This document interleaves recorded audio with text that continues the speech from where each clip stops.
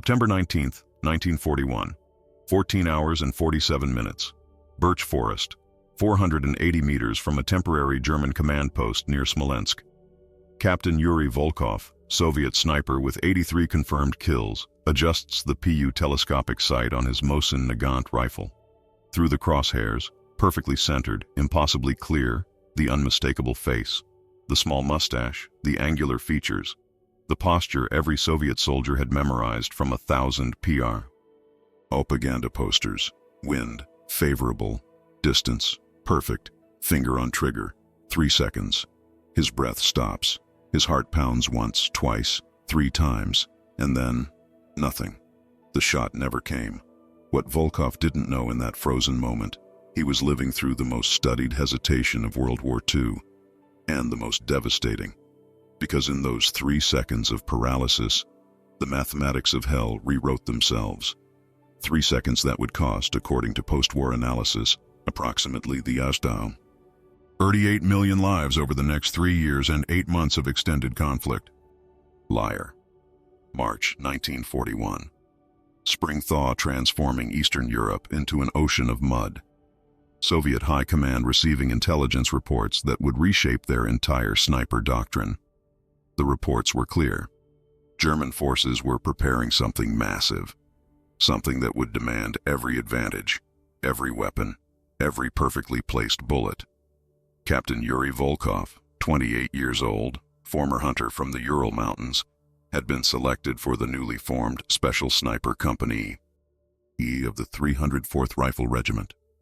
His training records showed something unusual, not just accuracy, which many possessed, but what his instructors called tactical patience, the ability to wait, to not take the shot when others would, to recognize the greater kill.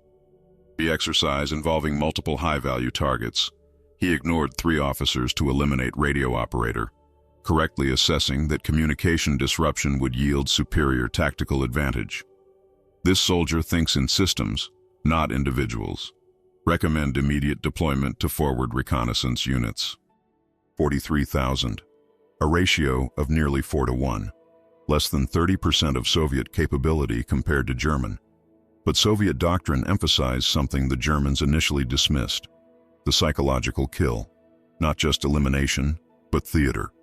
The shot that breaks morale. The impossible kill that makes an enemy afraid to show his face. 1941. Transcript preserved in military archives. Gentlemen, you are not learning to be killers. You are learning to be ghosts. A ghost that kills a soldier removes 1 man from battle. A ghost that kills the right soldier at the right moment removes 100 men from battle because 99 others will be paralyzed by fear. Your bullet is not lead and copper. Your bullet is doubt itself, planted in enemy consciousness. Eurasian Barbarossa crashed across Soviet borders like a steel tsunami. 3 million German soldiers, 3,000 tanks, 2,000 aircraft. Against them, a Soviet military still reeling from purges, still learning, still desperately trying to organize chaos into resistance. In the first weeks, German advances measured in hundreds of kilometers. Soviet losses measured in hundreds of thousands of men. The mathematics of catastrophe. Of villages, Soviet snipers began their own silent war. And Volkov emerged as something special. By mid-July, 19 confirmed kills. By August, 47. By early September, 83. Each one documented, each one verified. Not random shooting, but surgical elimination. Radio operators, officers during briefings, tank commanders exposing themselves from hatches, supply truck drivers at critical junctions. Kills that cascaded into larger disruptions. Commander in Volkov's regiment wrote in a letter to his wife, intercepted by military censors, and preserved, "We have a man, I cannot name him, but he is like something from old hunter tales. Yesterday he killed German officer at 600 meters. Today I learned that officer was coordinating artillery strike on our position. The strike never came. 1 bullet saved perhaps 200 men. How do you calculate the mathematics of that? How do you measure what didn't happen?" Icks were about to become infinitely more complex and infinitely more terrible. Kate's high-value German inspection tour of forward positions tomorrow. Very high value. Sector coordinates will be provided at dawn. Rules of engagement: observe, identify, report immediately. Do not, repeat, do not fire without explicit authorization unless target is confirmed beyond any doubt and window of opportunity is closing. This is not standard engagement. Understand? Unprecedented. That's all I can say. Dismissed. Raid through entire Wehrmacht command structure. Asian maintained on emergency frequency only. D with rifle stuck bayonet first into earth. E 100 meters. Tendency to climb on rapid follow-up shots. But at this distance, with time to aim, it was an instrument of absolute certainty. Within meters of his position, pauses, senses nothing wrong, continues. Perfection. Hurdy 2 minutes. Doors open. Officers emerge. Volkov observes through scope, counts them. 7 officers, various ranks. Then an 8th figure, and Volkov's breath stops. A particular way the hair swept across forehead. The angular features. 480 meters. Well within lethal range. Target, stationary, speaking with officers, gesturing toward map spread on vehicle hood.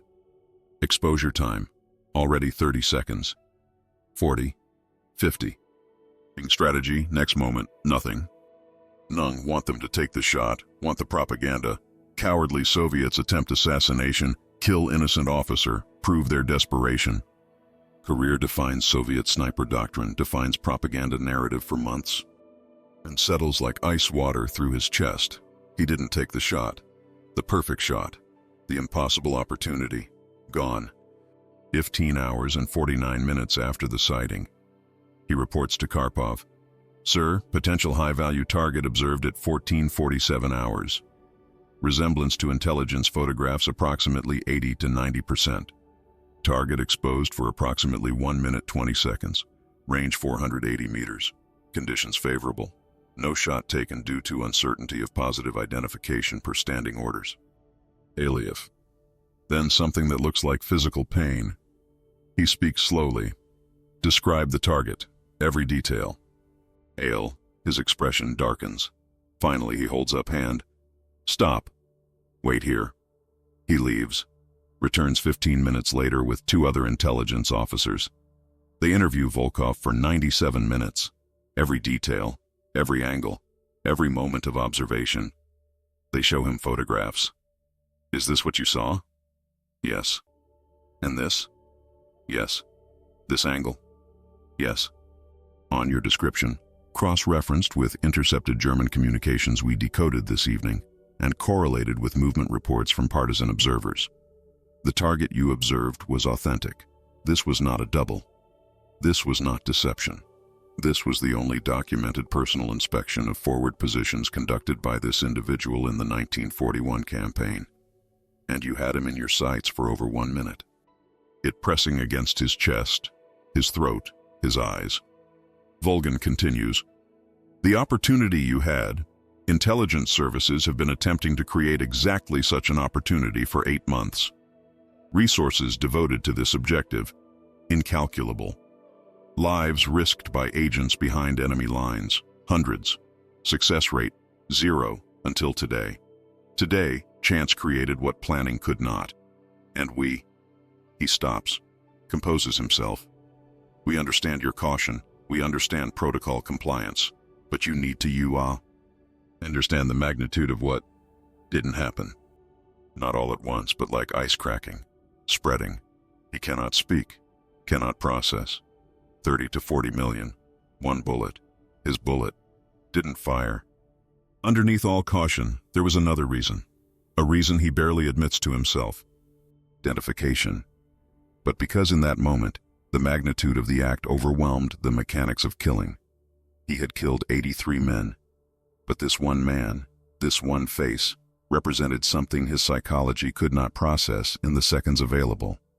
So he froze. And the moment passed. Maul reprimand. How can they reprimand following protocol? But the look in their eyes carries its own judgment. As Volkov leaves, he hears Volgan speaking quietly to Karpov. Get confirmation from the other sniper positions. Maybe one of them took a shot we haven't heard about yet. Maybe. But the hope in his voice is already dead. 800 meters, too far for confident shot. and his position had partial obstruction from trees. No one fired. The opportunity came once, to one man, and vanished. German communications decoded by Soviet intelligence revealed details of the inspection tour. Purpose: assess readiness for continued autumn offensive toward Moscow. Duration of visit to forward positions: 43 minutes total. Security measures: minimal, relying on surprise and speed rather than heavy protection. Vulnerability window: exactly as Volkov observed. The intelligence report concludes with assessment: opportunity of this nature unlikely to recur. Subject has reportedly been ADV. Iced by security staff that forward inspections present unacceptable risk. Future observations of front-line conditions likely to be conducted via aircraft or heavily fortified positions only. Stands at 156 confirmed eliminations. Exceptional record. He receives medals, commendations, promotion to major, the Red Star, but none of it touches the cold stone in his chest. It's the exceptional record and the one shot he didn't take.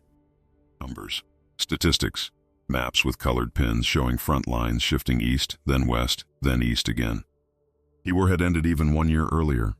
My brother would still be alive. He died at Stalingrad, November 19th. 1 year earlier. That battle never happens. My brother is teaching mathematics in Leningrad instead of frozen in ruins of tractor factory. How do I process this?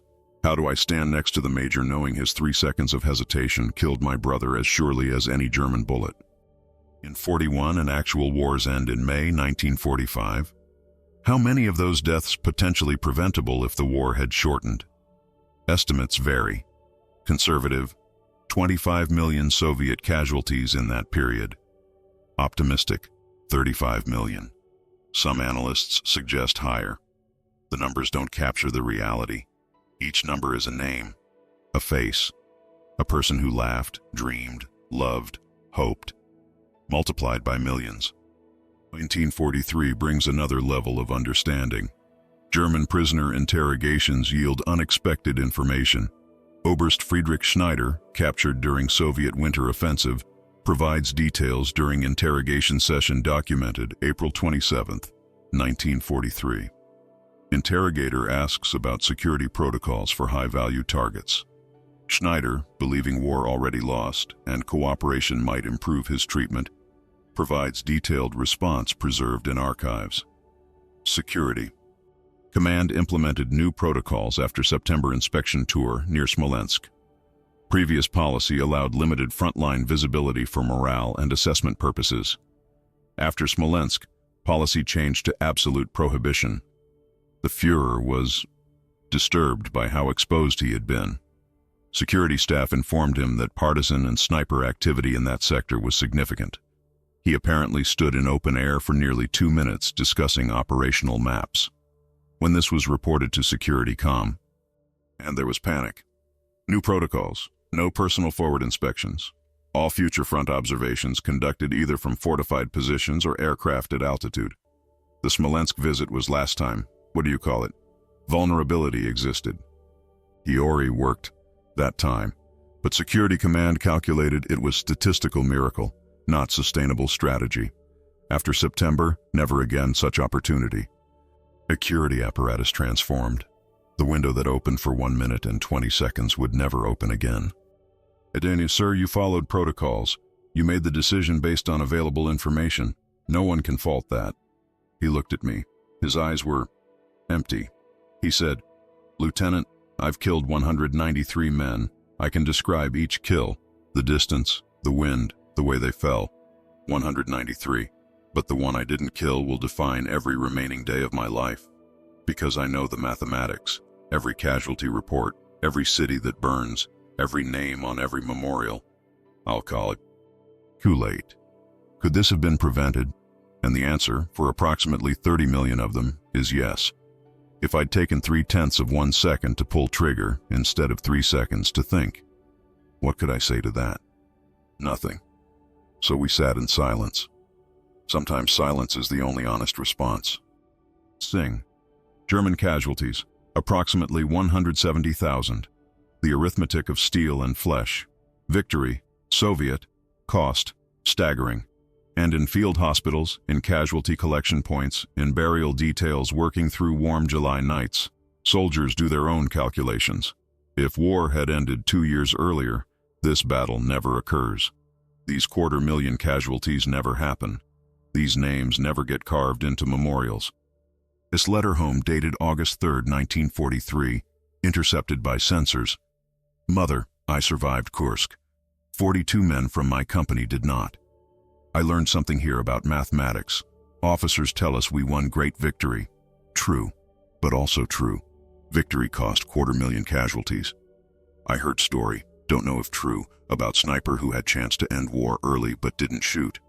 If true, and if war would have been shorter, then 42 of my friends died because of 3 seconds of hesitation. How do I feel about this? Angry, grateful I survived when they didn't, confused, all of it. War makes mathematics evil. Every number is a friend's face. IP matters, disruption at that level changes everything. The debate becomes bitter, because hope that war could have been shorter makes actual length more painful. 44 later recalls, the major was different from other snipers.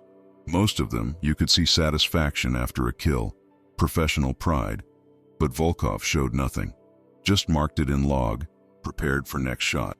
Like he was trying to count his way back to zero, like each kill was payment on debt he could never repay. We knew the story by then, everyone did, and watching him, you realized he wasn't fighting the Germans anymore. He was fighting September 19th, 1941. Every shot attempting to undo the shot he didn't take. But mathematics doesn't work that way. Can't subtract from negative number and reach positive. Can only go deeper into debt. Lie 27 to 28 million Soviet citizens dead. The numbers are so vast, they cease to mean anything. Human consciousness cannot hold 27 million individual deaths, cannot comprehend that scale. It becomes abstract, just enormity, just darkness. D-war by even 18 months, conservative estimate of casualties prevented, approximately 10 million. More optimistic estimates, 15 to 18 million. The mathematics is imprecise based on casualty rates and offensive patterns, but the range is clear, millions. Tamar is over.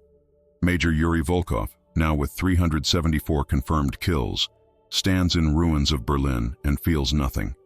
Around him, men celebrate, but he cannot, because his personal war will never end. Started September 19th, 1941, 14 hours 47 minutes, and continues every moment afterward. Couture becomes clearer. The Smolensk inspection was indeed authentic. Security was indeed minimal. Opportunity was indeed unique and never repeated. Analysis of strategic decision-making patterns suggests elimination of that particular target at that particular time would have created succession crisis, potential policy shifts, possible earlier negotiations. Estimates of war duration reduction, 12 to 24 months. Less than some hoped, more than enough to represent millions of lives.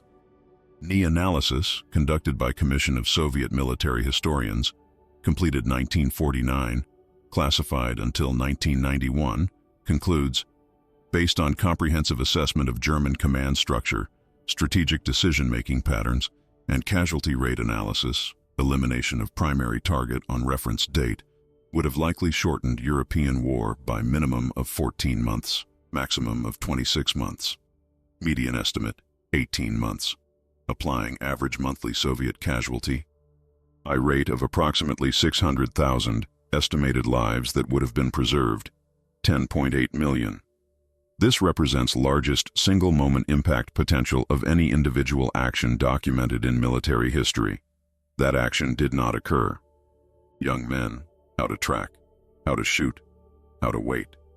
But those who study with him notice something. Former student Ivan Grigorovich, interviewed 1976. The old major would teach us everything about hunting, patience, wind reading, shot placement. But there was one thing he always emphasized, almost obsessively. When you have the shot, take it. Don't think, don't hesitate. The moment exists, and then it doesn't. He'd say, hesitation is the only true miss. And the way he said it, you knew he wasn't talking about deer. Medals, commendations. But you don't want to talk about the real number, do you? The number of men who died because I hesitated for 3 seconds in September 1941.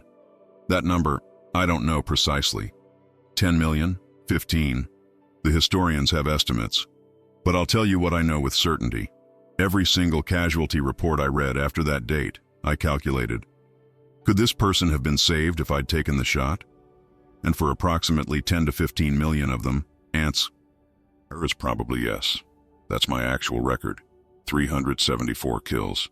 10 million failures. You want to make me hero? Tell the truth.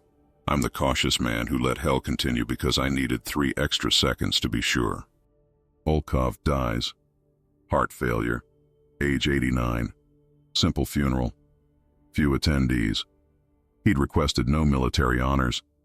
Buried in civilian cemetery in Ural Mountains. Headstone, name, dates. Nothing about service, nothing about medals, nothing about 374 confirmed kills. Just Yuri Mikhailovich Volkov, 1893 to 1982, hunter. Ched. And beneath it, brass plaque. Words that visitors read, pause, read again, trying to comprehend. Distance, 480 meters. Wind, favorable. Result, none. Some visitors don't understand. Ask guides, why display rifle that missed? Guides explain, it didn't miss. It never fired. And that absence of fire makes it perhaps most significant weapon in museum. Because sometimes history changes not through thunder of battles, but through silence of 3 seconds that never ended. To rifle, documentation, preserved reports, intelligence assessments, casualty estimates, the mathematics displayed clinically, precisely. Visitors can see it. 1 moment equals millions of lives. The equation is simple. The implications are overwhelming. Guest book, 1997. I saw the photograph of the major, looked into his eyes, and I understood. He never left that forest near Smolensk. Physically, yes, but some part of him remained there forever, frozen in those 3 seconds, forever pulling trigger that never moved. That's not life. That's haunting. Ugly 3 to 5 million deaths. Each 1/10 of second equals 300,000 to 500,000. Each 100th of second equals 30,000 to 50,000. And in the smallest measurement of time human consciousness can perceive, the span between thought and action, decision and execution, understanding and deed. In that quantum of moment, the fate of millions balanced. Shortened war, too many variables, succession plans, command structure redundancy, strategic momentum, cannot reduce history to single moment, single decision, single bullet. These historians are technically correct. History is complex. Causality is web, not line. But other historians counter, yes, complexity exists, but also leadership matters, inspiration matters, strategic vision matters. Remove apex of command structure at critical moment, entire system destabilizes. Debate continues. Lykel. It will continue forever. Finger touched trigger, but didn't pull. 3 seconds when training, instinct, protocol, and magnitude of decision collided into paralysis. 3 seconds that became 47 months that became 27 million deaths. Rough absence, through potential unrealized, through shot not taken. Zation, that tiny span of time equals unimaginable suffering. Fifth, question. They always ask, why didn't he shoot? And I tell them, because he was human. Because in that moment, the magnitude overwhelmed the mechanics. Because perfect shot and impossible decision can occupy same space and time. And humans, even trained killers, even professional soldiers, sometimes hesitate when they shouldn't. That's not excuse, just reality. And sometimes reality has price tag of millions. Beyond war. Business leaders visit exhibit, see parallels to critical decisions delayed. Medical professionals see parallels to hesitation in emergency procedures. Athletes see parallels to moments when perfection was available, but doubt intervened. The 3 seconds become metaphor, universal symbol of how hesitation in critical moment cascades into consequences far beyond initial scope. A veteran of Stalingrad, visitor to museum aged 87, recorded comment, I stood in front of that rifle for 20 minutes, just staring, And I thought about my friends. 43 men from my unit died at Stalingrad. 43. And I thought, if war had ended a year earlier, that battle never happens. My friends are alive. They have families, children, grandchildren. But instead, their names on memorial. Because of 3 seconds. I wanted to feel angry. Wanted to blame the sniper. Pew. I couldn't. Because I understood. I've been in that place. Moment of decision. Too much to process. Too much weight. And you freeze. I've been lucky that my frozen moments didn't kill millions. He wasn't. That's difference between him and me. Not skill, not courage. Just terrible fortune of being right person, right place, right moment, with wrong outcome. Of capacity. And sometimes, rarely, those limits intersect with historical pivot points. And tragedy results. 23. 82 years after the moment. Historian Dr. Svetlana Mikhailova publishes Comprehensive Analysis. The 3-Second War, Decision Paralysis and Historical Consequence. 537 pages, examining the moment from every angle. Psychology of decision-making under pressure. Military doctrine regarding high-value targets. Intelligence protocols. Historical counterfactuals. Casualty analysis. The book concludes, we cannot know with certainty that elimination of Tarjan T would have shortened war, but probability is high. And probability multiplied by 27 million deaths yields number between 8 and 16 million lives that hinged on 3 seconds in September 1941. This represents, to our knowledge, the largest single-moment consequence of individual hesitation in recorded history. The lesson is not that Major Volkov was coward or incompetent. Records show clearly neither was true. The lesson is that humans, even exceptional humans, operating in extreme conditions, sometimes encounter moments that exceed psychological processing capacity. And when those moments intersect with historical pivot points, outcomes can be catastrophic. This is not failure of individual. It's failure of understanding human limits and designing systems that account for those limits. Thematics, regardless of time frame for analysis. Both are correct. Both miss point. Point is not judgment. Point is understanding. Understanding that history, which seems so inevitable in retrospect, was actually a series of moments.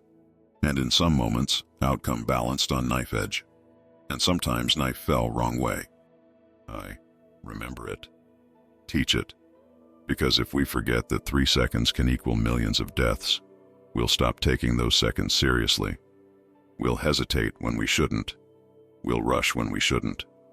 We'll forget that every moment carries weight, even if we can't see it. Tory that turned on moment of hesitation. Not because sniper was bad, but because moment was impossible. And human capacity, even at its peak, sometimes falls short of impossible. And single trigger pull, would you have fired? Could you have fired? Should you have fired? Thought in those 3 seconds. He never fully explained. Took that knowledge to grave. But the rifle tells its own story. Story of potential energy that never converted to kinetic. Of bullet that never left chamber. Of sound that never happened. And sometimes, silence is loudest sound of all. But of what didn't. And in military history, in human history, few things carry more weight than actions not taken. Opportunities not seized, triggers not pulled. Significant moment in history is the moment when nothing happened. When everything was aligned for change, for transformation, for different future. And hesitation, all too human hesitation, let the moment pass. 3 seconds, that lasted forever.